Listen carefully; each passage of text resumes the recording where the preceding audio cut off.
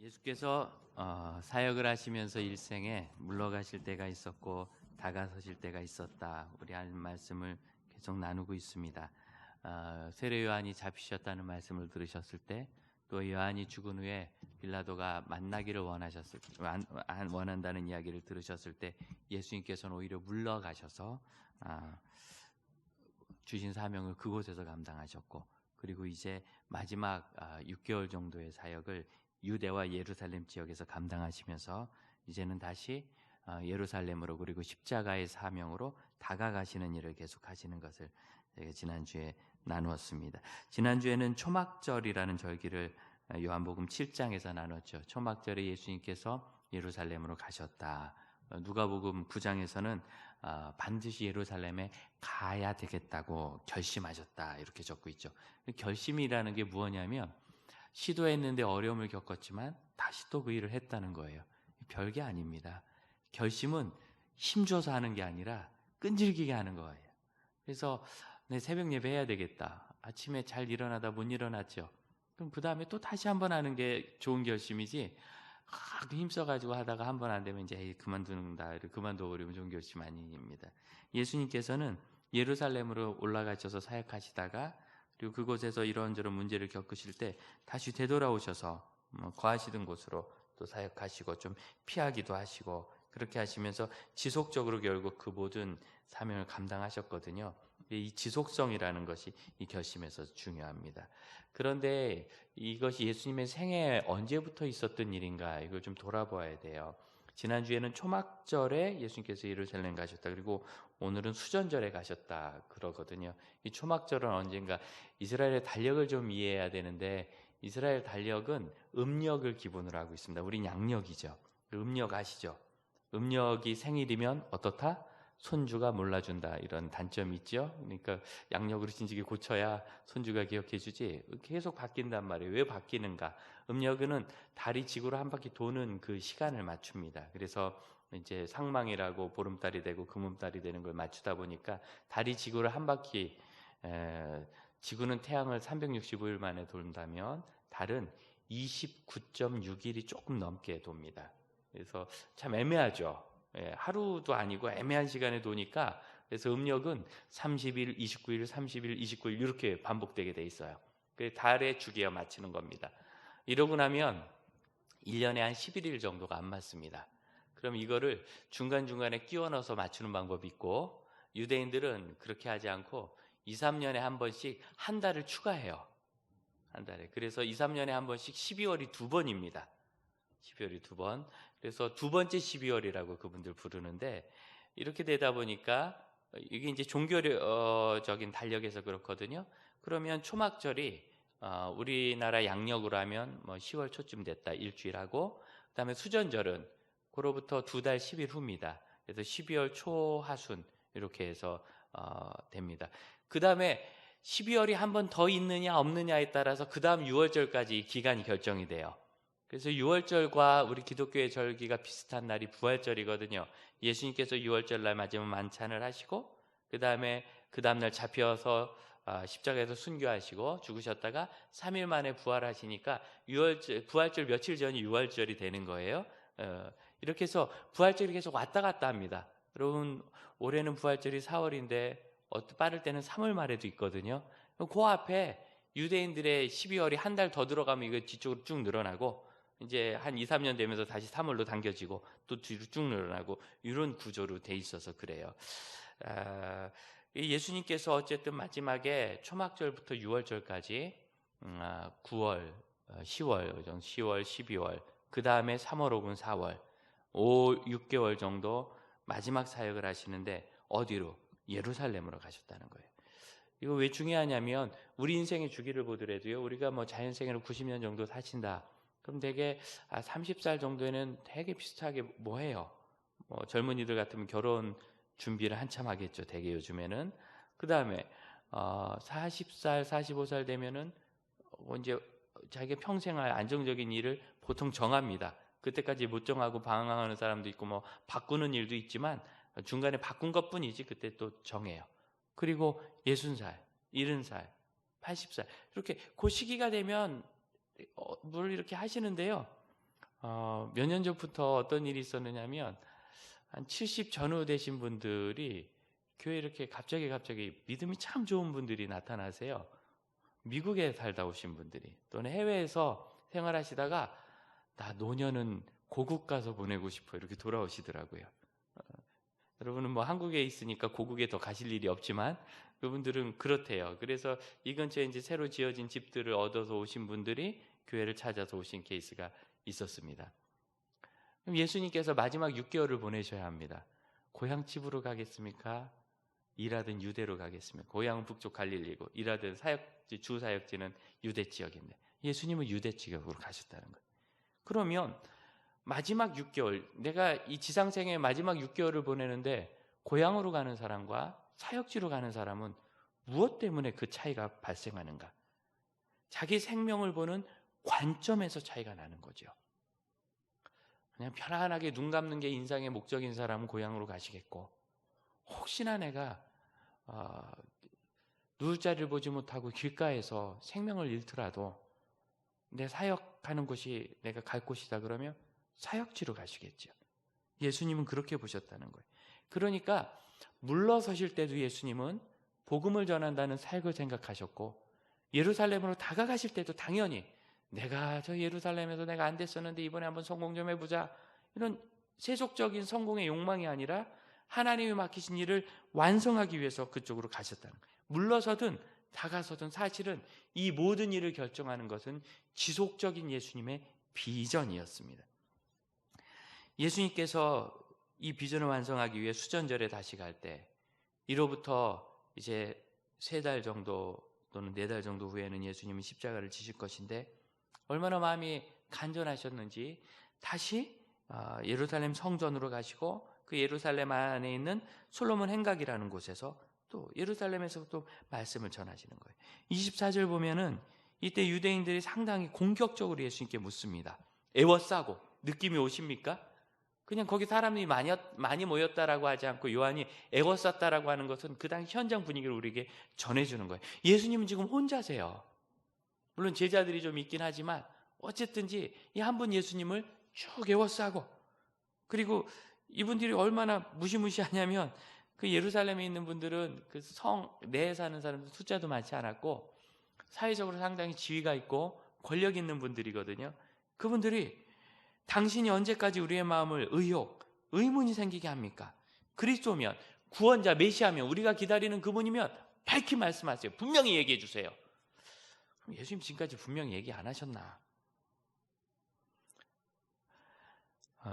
26절을 보면 너희가 이렇게 또 물어보면서 의심하며 믿지 않는 이유는 뭐냐면 내 양이 아니기 때문이다 라고 얘기를 해요. 내 양이 아니기 때문에.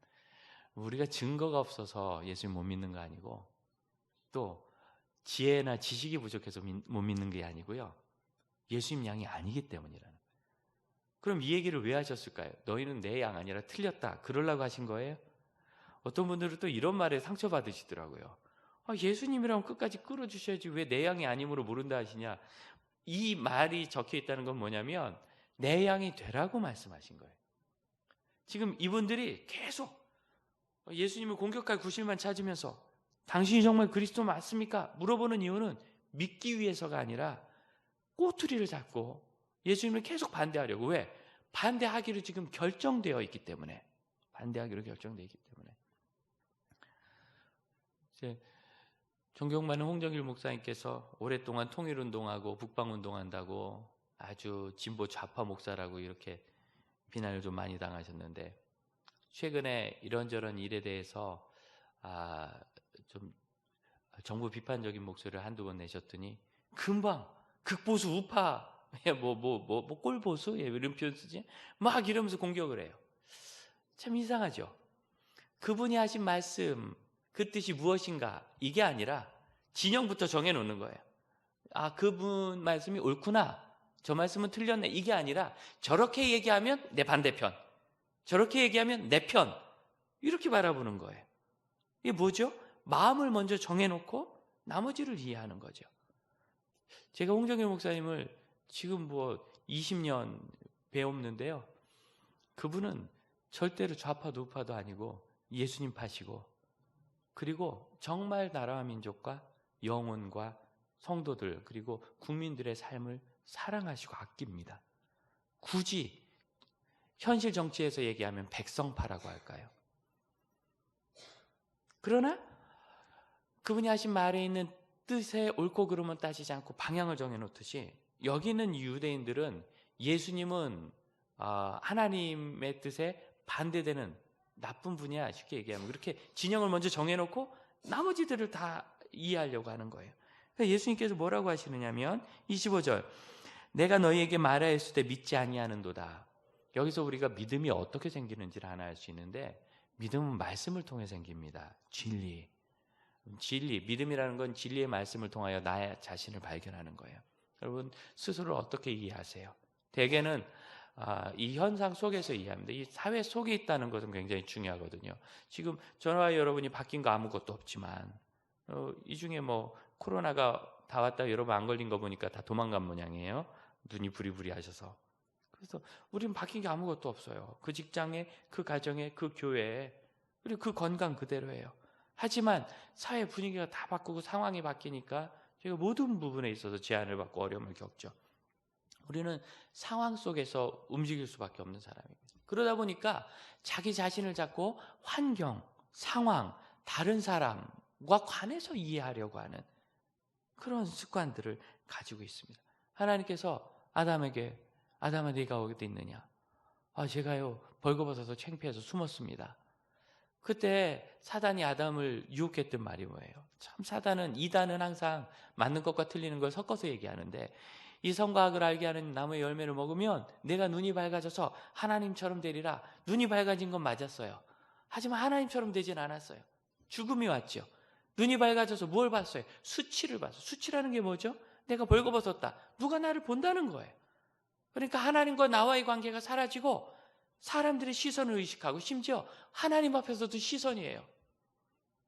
목사들이 불쌍한 게 많은데 제가 교육전도사 할 때 청년사역하면서 너무 피곤하니까 새벽 예배 왔다가 너무 졸려가지고 빨리 가야 되겠는데 전도사가 빨리 가면은 창피한 것 같아서 버티고 있다가 실컷 졸다 갔어요. 기도는 안 하고. 사람들이 여러분 참 이게 부끄러운 얘기인데요. 예배와 기도라는 영적인 행동조차도 하나님과 나와의 관계가 아니라 주변 사람들의 여론, 최근에 얼마나 여론이 참 험했습니까? 저는 지난 주말에 마음이 좀 안 좋았어요. 왜냐면 그 전주에 목요일, 금요일, 토요일 하면서 막 교회가 예배를 하냐 안 하냐 그냥 들끓었었거든요. 근데 그 사이에 이단이긴 하지만 큰 이단 교회 확신자들이 막 나오기 시작하고 또 서울에 있는 한 교회는 정부 지침을 어겼다고 예배당 폐쇄하겠다고 이제 행정지도 나가겠다고 이제 힘이 부딪히는 거예요. 훨씬 상태가 안 좋아졌습니다. 상황이. 그리고 중해지고. 그런데 별로 기사가 없어요. 그 전주는 그냥 포털에 도배됐던 교회 예배 관련된 기사가 거의 한두 언론사 외에는 없는 거예요. 왜? 지난 주 초에요. 대단했어요. 모든 교단이 다 이거 너무한 거 아니냐. 교회가 지금 무슨 이 전염병에서 얼마나 심각한 우리가 문제를 보였다고 이렇게까지 교회를 모욕할 수 있느냐. 지금 사회 곳곳에서 다 일어나고 거기에 비하면 교회에서 일어난 퍼센테이지는 아주 적은데 800만 그리스도인 아니에요. 거기에 비하면 아주 적은데 다 직장에 와서 어디에서 일어나고 이렇게 교회가 다 책임지는 것처럼 몰아갈 수 있느냐 하고 교회가 소리를 뻥 냈더니 조용해져요. 이게 뭐죠? 여론이 인위적으로 조작됐다는, 그러지 않기를 바라지만 합리적인 의심이 드는 거예요. 상황으로 보면, 기사거리로 보면 이번 주 기사가 훨씬 무거운데 여러분 이런 것 속에서요 우리가 무엇으로 우리가 예배와 기독교 신앙생활과 우리의 사명을 이해할 수 있겠습니까? 하나님과의 관계가 돼야 돼요. 아담이 뭐라고 해요? 제가 벌거벗어서 숨었습니다. 하나님 앞에서도 자기 관리 시작하는 거예요. 보이는 것, 진실한 관계가 아니라. 하나님 말씀이 우리에게 진리로 다가오면 하나님께서 나를 진실로 어떻게 보시는가 하는 게 보입니다. 어떻게 보시죠? 예수님은 끝까지 지속적으로 다가가시는 분입니다. 예수님은 너는 내 양이 아니다. 그런데 왜 오셨대요? 내 양이 아닌데 내 양이 되라고 오신 거예요. 저를 보고 홍 목사가 참 목사답고 지난주에 괜찮았구나, 이번 주에는 어떻게 목사가 그럴 수 있는가, 이렇게 보시는 게 아니라 제 삶이 물론 최선을 다해서 잘 살아야 되겠지만 부족할지라도 하나님께서는 저를 더 세우시고 이끌어 주시려고, 제가 주님의 양이 되도록 불러주시려고 오신다는 거예요. 양이 아니어도. 이게 바로 주님의 다가오심입니다. 다가서심. 우리 주님의 사명이 그거라 그래요. 그래서 하나님 말씀을 바로 이해하면 우리는 하나님께서 나를 어떻게 사랑하시고 끝까지 잡아주시는가를 깨닫게 돼요. 특별히 오늘 우리가 읽은 말씀 중에는요, 중요한 것이 있어요. 28절 보면 내가 그들에게 영생을 주노니 영원히 멸망하지 아니할 것이. 여러분 보이십니까? 영생을 주시는데 영원히 멸망하지 않고, 더 기가 막힌 말씀이 있습니다. 그들을 내 손에서 빼앗을 자가 없느니라. 우리 영생의 확신이라고 하죠. 흔히 구원의 확신이라고 하는 거. 난 내 구원의 확신 잘 못하겠어요. 의심이 생긴단 말이죠. 의심이 생기니까 확신이 없는 것 같아. 여러분 그게 아니에요. 이 확신이라는 말이 갖고 있는 이 우리가 갖고 있는 생각이 오해를 불러일으켜요. 우리는 확신 그러면 전혀 의심하지 않는 분명한 상태라고 얘기하는데, 여기서 이 구원의 확신이라는 말은 그런 의미가 아닙니다. 구원의 확신이라는 것은 하나님이 나를 구원하시길 원하신다, 그래서 나는 그것을 받기 원한다 라는 인정이 진실이었다는 그런 고백이에요. 그러면은 저는 그게 진실인지 아닌지 잘 모르겠어요. 잘 모르겠다고 할 때 모르고 싶어서 모르는 거예요. 진실이었으면 좋겠는데 혹시 아닐까 봐 걱정되는 거예요. 걱정되는 것이라면 여러분 중요하지 않은 것 갖고 누가 걱정합니까? 시간이 넉넉할 때, 약속 시간까지 많이 남았어요. 버스 정류장에 가서 버스가 5분 이내 안 올까 봐 걱정하세요? 시간이 넉넉한데 누굴 걱정해? 그때는 버스가 언제 오느냐는 그렇게 중요하지 않아요. 근데 이번에 내가 빨리 이 버스를 타지 않으면 중요한 약속에, 너무너무 내 인생에 걸릴 것 같은 약속을 늦을 수 있겠다. 그럼 여러분 이 버스가 5분 이내에 올까 안 올까 걱정이 되겠죠. 중요할수록 우리는 다시 살펴보고 확실하기를 원하는 거예요. 그러니까 내가 정말 구원받은 사람이어야 되는데 진짜 내 구원이 맞나, 이런 마음에 걱정이 든다면 여러분이 그 구원을 값없고 그 다음에 나에게 중요하지 않은 것이라고 대충 생각하지 않는다는 증거지요. 그래서 이 구원의 확신이라는 것은 내가 정말 하늘으로 한 점 의심도 없는 그런 상태야, 그걸 말하는 게 아니라 하나님께서 나에게 주신 구원을 누구도 빼앗을 수 없다는 고백입니다. 우리의 구원의 확신은 우리에게 달린 게 아니에요. 내가 확신하는 것에 달린 게 아니라 내가 이 구원을 주기 원하는데 너는 받겠느냐? 주님께서 저에게 어느 날 물으실 때, 예 주님 저는 죄인입니다. 주님이 저의 죄를 대신해서 십자가에 죽으신 것을 믿습니다. 저의 죄를 용서하시고 구원해 주세요 라고 그 순간 내가 진심으로 고백했다면 이제는 그것을 누구도 뺏을 수 없다는 것을 아는 거예요. 그걸 인정하는 거예요. 내가 아니라 예수님 때문에. 여러분 이게 진리인 겁니다. 이 진리가 내 안에 살아있으면 존재가 바뀌죠. 나는 주님의 양이 아니었던 사람에서 주님의 양으로 바뀌게 되는 거예요. 이전에는 이 세상을 살아갈 때 어떻게 될지 모르는 사람에서 이 세상을 산 후에는 반드시 멸망하지 않을 영생을 얻게 되는 사람으로 바뀌는 거예요.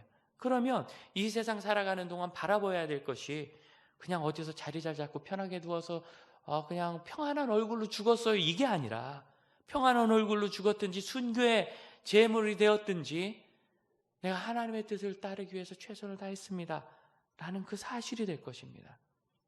바로 다가섬입니다. 하나님께서 우리에게 맡기신 사명을 발견한다는 것은 하나님께서 우리를 가장 아름답게 만드실 수 있도록 우리 자신을 주님께 맡기는 걸 말해요. 이게 바로 하나님의 말씀으로 내 자신을 바로 찾을 때 일어나는 믿음입니다. 믿음이 생기는 두 번째는 뭐라고 얘기하느냐면 25절 하반절, 내 아버지의 이름으로 행하는 일들이 나를 증거하는 것이건.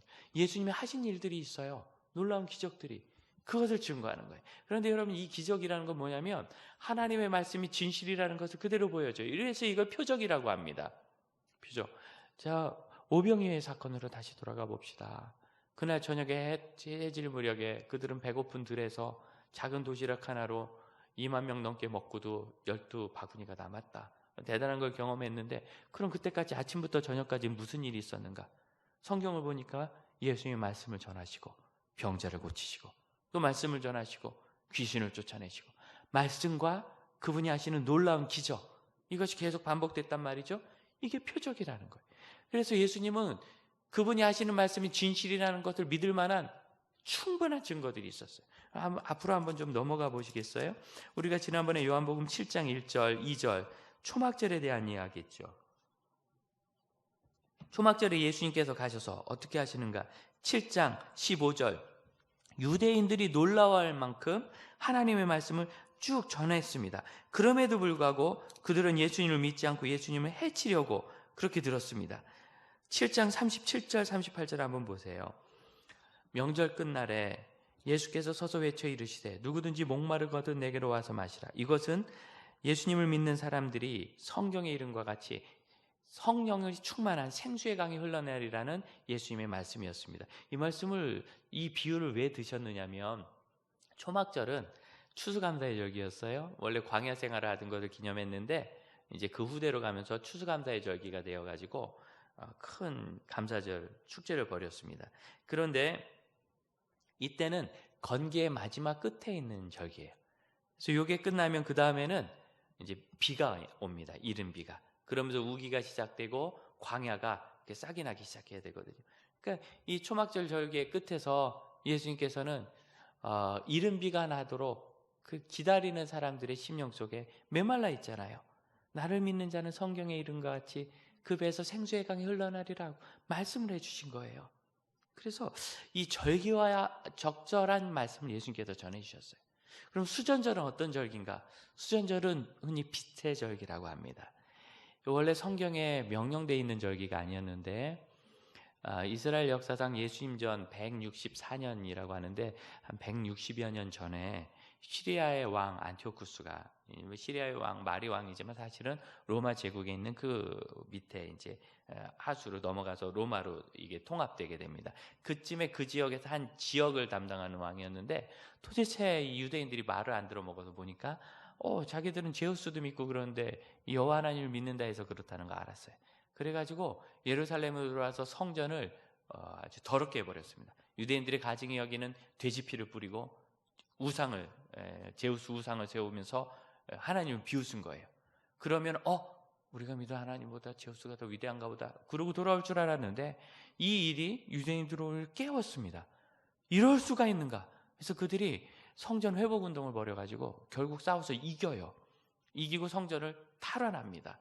그 다음에 성전을 깨끗하게 정화하고 했던 일을 기념하는 게 수전절인데, 근데 그때 이제 전설이 있습니다. 가보니까 하나님의 성전에 피워야 될 등잔이 있는데, 불 켜야 될 등잔이 있는데 이 기름이 하루치밖에 없는 거예요.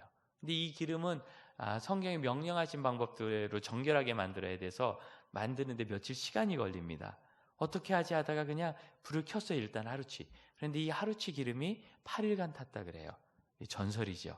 이제 성경에 기록해 있으면 기적이 맞는데 그렇게 되면 이게 잘 몰라요. 성경에 기록된 얘기는 아니에요. 성경은 말라기로 끝나고 복음서가 기록되기 전까지 한 200년 정도는 아무것도 기록되어 있지 않기 때문에 그 사이에 있었던 일이니까 잘 몰라요. 성경의 역사에 없어서. 어쨌든 그들은 그렇게 믿고, 보통 이스라엘 사람들은 촛대를 메노라라 그래가지고 등불을 7개 꼽는 촛대를 쓰거든요. 이 수전절의 촛대는 9개를 꼽게 돼 있어요. 가운데 하나의 촛불을 꽂고 8개, 8일간 탔다는 것을 기념해서 수전절은 굳이 이스라엘 백성들이 다 예루살렘까지 가지 않고 자기 집에서 촛대를 켜도 됩니다. 등불을 다 밝히고 하나님께서 그 성전을 회복하게 하신 것을 기념하는 8일간의 절기인데, 예수님께서 이 기념하는 절기에 가셔서는 어떤 설교를 하셨을까? 8장 12절을 보면 8장 12절 같이 읽어봅니다. 예수께서 또 말씀하여 이르시되 나는 세상의 빛이니 나를 따르는 자는 어둠에 다니지 않고 생명의 빛을 얻으리라.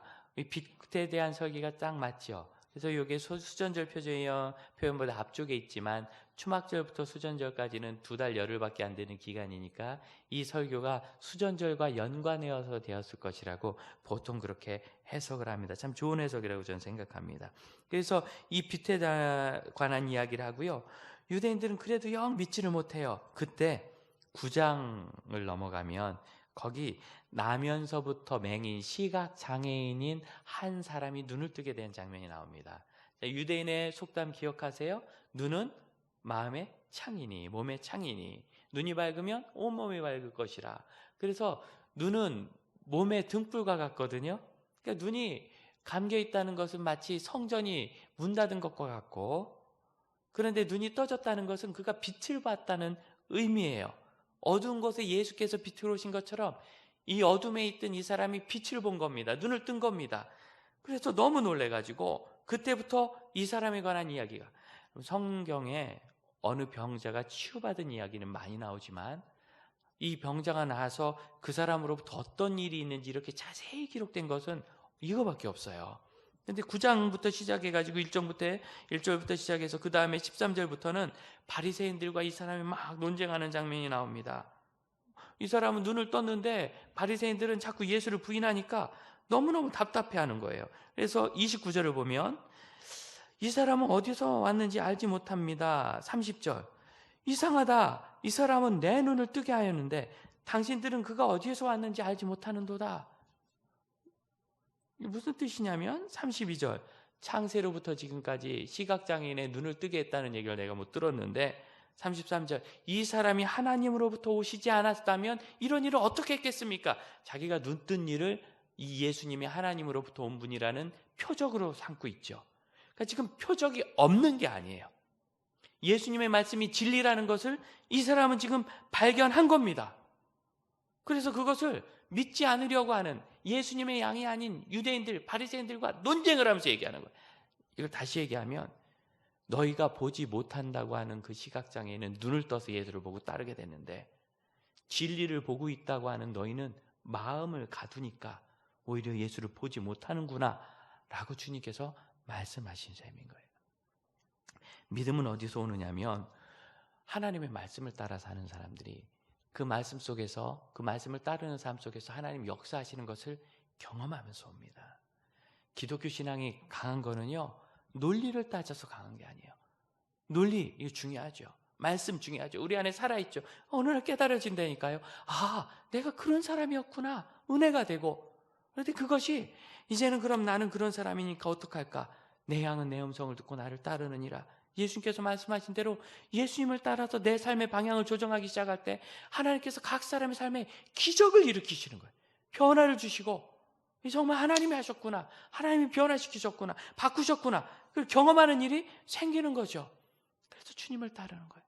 사랑하는 형제자매 여러분, 아직도 예수 믿은 지 꽤 오랜 시간이 지났는데 하나님께서 각자의 삶에 하시는 일을 경험하지 못한다면 내가 지금 예수님의 양 편인지 반대편인지를 보셔야 돼요.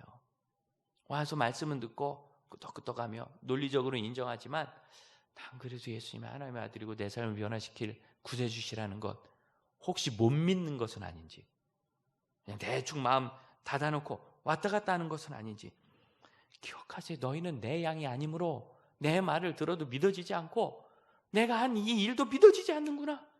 기적이 없어서가 아니라 주님이 하시는 일을 발견하지 못해서 그래요. 그럼 어떻게 발견합니까? 주님의 양이 되어야죠. 무엇이 주님의 양의 행동입니까? 주님을 따르는 거예요. 어떻게? 물러가든 다가서든 비전을 가지고 살아가는 거예요. 그럼 이 시대에 우리가 다가섬의 비전이 있는 사람이 되시길 축복해요. 우리 주님처럼 합시다. 주님께서 다가가신 것처럼 어떻게? 끊임없이 지혜롭고 진지하고 지속적이고 예의 바르게 그렇게 다가갑시다. 지난주에 홍정길 목사님께서 하신 설교를 누가 공유해 줘서 쭉 듣는데 그동안 전 세계에 재난이 일어난 곳을 다 가셨다는, 일본 고베 대지진, 그 다음에 터키에 있었던 큰 지진, 스촨성에 있었던데 거기 이제 중국이니까 그리스도인들을 못 오게 하니까 봉사팀은 못 가고 대표만 갔는데 그럼 왜 갔는가? 이 공산 쪽은요 구호금을 보내도 이게 사라져요. 중간에 믿을 수가 없는 거예요. 참 그럼 사라져요. 이번에도 우한에서 문제가 터졌을 때 다른 지역에 있는 그리스도인 교회들이 우한 지역에 있는 그리스도인들을 위해서 수만 장의 마스크를 보냈는데 다 사라져 버렸어요. 관리들이 모르겠다고 그냥 딱 잡아도 끝이죠. 참 어렵습니다. 여러분들 지난 주간에도 무슨 진단 키트를 팔았는데 그게 전혀 맞지 않는 것이라서 에스파냐 뭐 이쪽에서 다 되돌려보냈다, 스페인에서 되돌려보냈다는 이야기를 들었습니다. 참 기가 막힌 노릇이죠. 그러니까 직접 간 거예요. 가서 보는데 봉사자들이 못 간 곳은 모르겠지만 고베에 갔을 때도 그렇고 터키에 갔을 때도 그렇고 또 국내에 있는 여러 가지 어려움 겪는 데도 그렇고 가보면 뭐 100이라고 못해서 그렇지 열에 8, 9은 틀림없이 그리스도인이라는 거예요. 열에 8, 9은 틀림없이 그리스도인. 그럼 일본 어떻습니까? 한국과 감정적으로 얼마나 안 좋아요. 더구나 일본에서 기독교는 얼마나 또 박해받고 멸시받습니까? 일본 분들이 해외 가면 예수 잘 만나시거든요. 근데 일본 내에 있으면 그 사회 분위기가 그러니까 다 갇혀가지고 신앙의 마음을 못 열어요. 그러기에도 일본 대학생 한 명의 교환학생 왔다가 예수님 잘 만나고 지금 미국 가서 주일학교 교사도 하고 있다는데 이 친구가 와서는 절대로 뭐 어림없는 소리라고 내가 무슨 교회를 다니고 예수 믿느냐고. 그런데 와가지고 1년 동안 얼마나 예배를 잘 드렸나 몰라요. 그렇게 변화가 되는 거예요. 그래서 사회 분위기가 그런 곳에 어쩌면 적대시하는 곳에 그리스도인들이 가서 그걸 쭉 섬기는 거예요. 큰 일들은 물론 중장비가 하겠죠. 지진 난 곳이니까. 하지만 위로하고 사랑을 표현하고 그들에게 가까이 가주고 돕는 것은 결국 사람이 해야 되거든요. 터키가 어떤 곳입니까? 예수 믿는다고 목을 잘라서 처형하는 곳 아닙니까? 그 지역이 바로 터키 땅, 그 영역에 있어요. 다마스쿠스 이 시리아 북부 쪽으로 해가지고 만나는 그 지역. 그런데 터키에 가서 자기들을 박해하는 그분들을 위해서 현지인들도 겁나서 안 가는데 지진 나니까 겁나죠. 거기 가가지고 다 무너진 건물자 안에 그쪽은 그냥 땅이 넓으니까요. 그 땅 위에도 그냥 져버려요. 그러다 보니까 이 구조가 참 취약합니다. 무너지면 몇 층이 그냥 샌드위치처럼. 그러면은 이 뼈가 나와도 이 뼈가 누구 건지 금방 복구도 안 되고 그걸 다 그리스도인들이 수습하면서 곁에도 울어주고 이 진실이죠. 지금도 이 코로나로 고통당하는 때 난 크리스찬들은 겁나서 가지도 못하는데요. 기독교인들이 마스크 쓰고 가가지고 보이지 않게 봉사하는 손길들이 참 많고 일부러 찾아가서 위로하고 그런 분들이 많습니다. 우리는 진실한 사람들이에요. 진리를 따르기 때문입니다. 보여주고 말하고 듣기 좋은 소리 해주고 눈에 맞춰줘서 기독교가 예수 이후로 2000년 모세부터 4500년까지 온 게 아닙니다. 진리를 따라서 진실했기 때문에 그렇게 끊임없이 지혜롭고 진지해야 돼요. 계속해야 돼요. 주님은 지금 저주하고 죽이려고 하는 예루살렘에 끊임없이 가시잖아요. 마지막 6개월 사역을 거기 쏟으시는 거예요. 유대 지역으로 해서. 또한 주님을 따라 다가선다는 것은 우리 각자가 할 수 있는 일을 하는 겁니다. 여러분, 각자가 무엇을 하시겠습니까? 각 가정에서 기도하십시오. 우리보다 이 어려움을 먼저 겪은 싱가포르의 그리스도인들, 거기는 우한과 같은 시기에 겪었거든요. 그러니까 참 고통스러웠어요. 싱가포르에도 메가처치들, 큰 교회들이 좀 있는데 말씀드렸듯이 큰 교회는 어떻게 할 수가 없어요. 그냥 문을 닫을 수밖에 없어요. 그리고 나서 이제 거기서부터 온라인 예배가 된 겁니다. 그러니까 한국에서 시작한 게 아니라 싱가포르에서 이미 해본 거예요. 온라인 예배를 하면서 여러 가지들을 했는데 그 이야기를 전해주면서 무슨 말을 하느냐면 참 아름다운 것을 봤는데 주일이 되면 이 소그룹 순별로 가까운 집에 이렇게 모였다는 거예요. 그러니까 큰 그룹 예배를 못하지만 안전한 사람들끼리 모여서 그곳에서 예배하고 그들과 그들의 가정과 특히 그 주변 지역을 해서 이웃을 해서 기도했다. 여러분 기도하십시오. 하나님은 살아계십니다. 하나님은 귀도 없고 뚫리지도 않고 뚫어놔봐야 듣지도 못하는 비인격적인 우상이 아닙니다. 하나님 지금도 살아계시고 우리 기도를 들으십니다. 수백 년 동안 수천 년 동안 교회는 사회의 어려움과 함께하며 사회에 재앙이 있고 어려움이 있을 때 그들을 위하여 기도했습니다. 그리고 그 기도가 응답되어 위기를 이기고 인류는 계속 지금까지 살아왔습니다. 기도하십시오. 아이들을 어린이집 보내고 학원 보내고 학교 보내면서 야 가서 얘 코로나 옮겨오면 안 되는데 이런 걱정하지 마시고 우리 아이 주변에 있는 아이들을 위해서 기도해 주세요. 그 아이들이 안전하도록. 이것이 그리스도인들이 할 사회의 빛이 되는 일, 수전절의 빛이 되는 일입니다.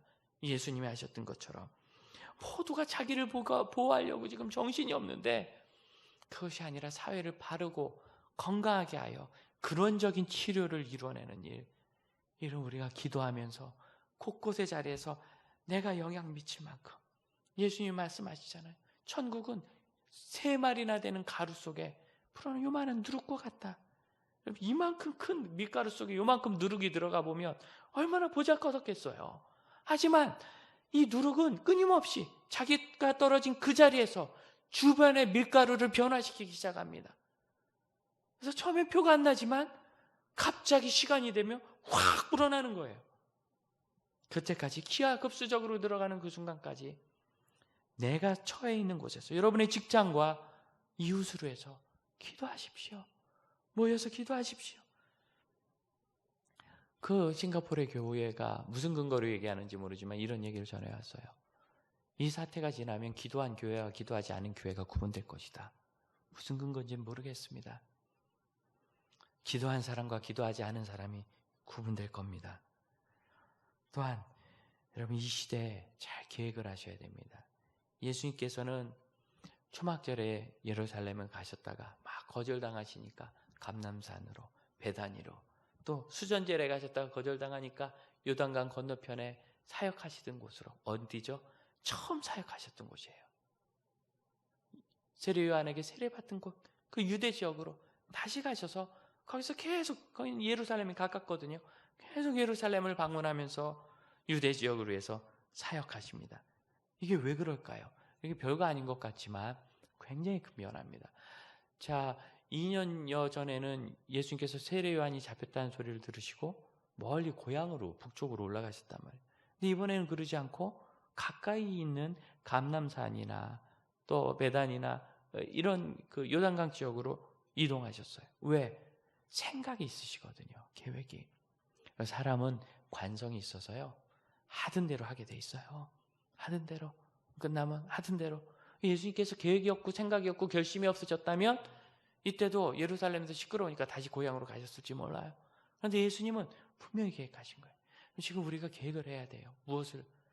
이 시기에는 우리가 무엇을 할까? 아무것도 못한다라고 얘기하는 건 사단의 속삭임입니다. 우리를 무능하게 하고 무기력하게 하려는 것은 사단밖에 없어요. 당신 아무것도 못해, 지금 코로나 때문에 이렇게 만들어.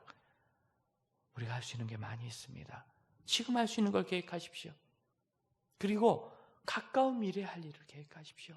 일주일 뒤에는, 2주 뒤에는, 한 달 뒤에는, 2달 뒤에는 사회 분위기가 조금 풀어지면, 이것이 상황이 좀 잠잠해지면 그때 가서 생각하지 말고 어떻게 하나요? 내 안에 있는 비전이 있잖아요. 주님이 부르신 것. 하나님 말씀 안에서 내가 깨달으면 내가 어떤 사람으로 살아야 되는지, 그게 있다면 우리는 그 계획대로 할 거예요. 필리핀이 폐쇄된다 할 때 우리 선교사님 전화드려서 폐쇄되기 전에 들어오시죠. 목사님, 이렇게 해서 좀 준비해놨고요. 여기는 아직 버틸만 할 것 같아요. 제가 여기 있어야 되겠습니다. 좀 나아요, 확실히. 필리핀은 그래도 좀 염려됐지만 그러시라고. 계획이 있으니까 남는 거죠.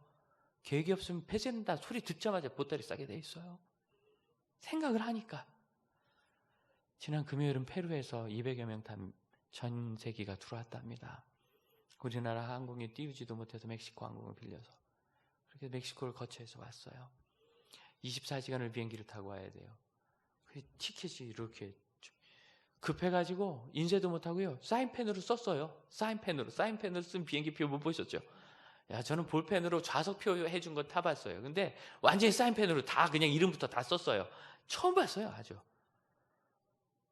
근데 그게 400만 원이었대요. 편도가. 오는 것만 400만 원.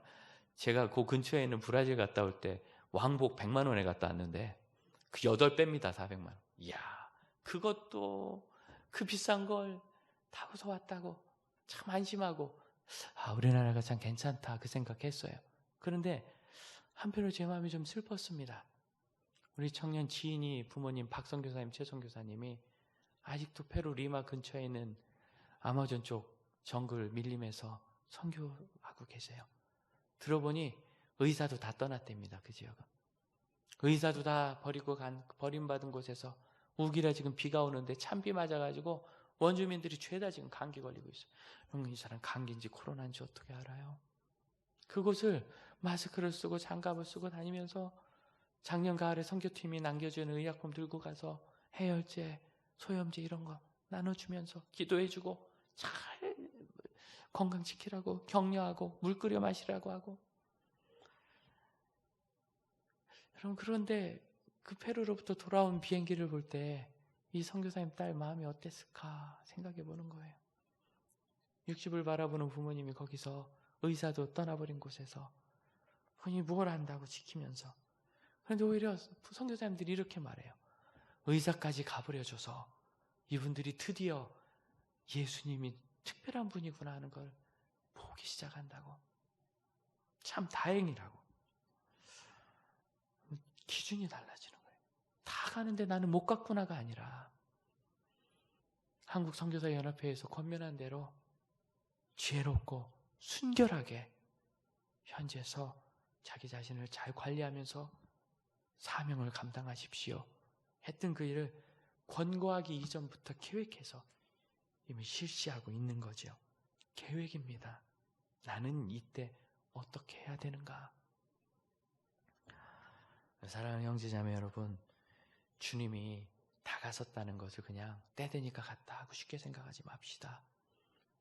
불굴의 비전과 그리고 분명한 순결함과 지혜로움, 계획, 하나님 앞에 겸손한 기도, 이 모든 것이 비전 가운데 녹아질 때 우리는 결국 하나님의 뜻을 끝까지 이루게 될 것입니다. 우리 함께 기도합시다.